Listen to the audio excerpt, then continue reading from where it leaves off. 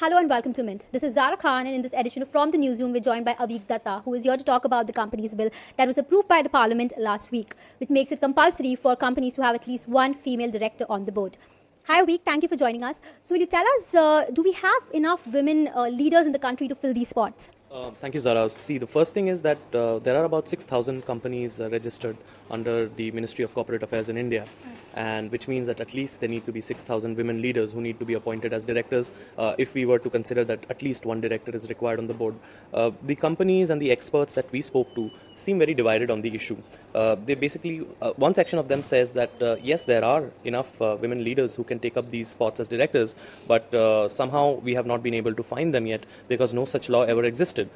However, there is another set of people who seem to think that it may be a challenge to suddenly find so many women leaders who are qualified and have the requisite experience to serve on the board of companies, given that no such law existed prior to this, and the representation of women in the board of directors in India is very, very low at the moment, even by global standards.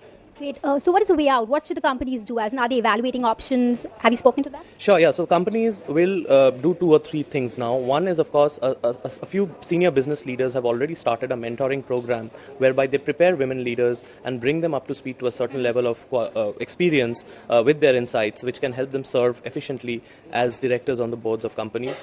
Companies are also likely to engage with executive search firms who typically scout for directors who are competent enough to serve on the boards, and they are going forward, look for a more number of women candidates. A number of companies also employ women in very senior leadership roles, but they are not a part of the board at the moment because the boards are largely male dominated. So it is likely that a lot of these women are going to be promoted and put on the board seats. And some of the people that we spoke with were of the opinion that there are enough women, they just need to be found. And I think that is something that the companies will have to kind of seriously look into, because apart from everything else, the sense that we got is that why only one? There should ideally be two women directors on the board, is what people said, because women directors, they believe, bring in a lot of high standards when it comes to corporate governance on a board. As a director, you have more responsibilities and duties. Almost each and every decision needs approval by shareholders, especially decisions that have financial implications. For example, credit transactions, a situation where previously a director would take a loan and then the company acts as a guarantee. One of the things that the new law introduces is personal liability, both civil and criminal, in the sense that you can be sued for damages, but you can also face criminal sanctions if you fail to adhere to what the company is meant to do. Now, what is happening is that with the new act, directors are personally liable. It is probably closer to where we are in England and the rest of Europe in terms of responsibility. One of the major benefits for a director is now everything is laid down. Yeah?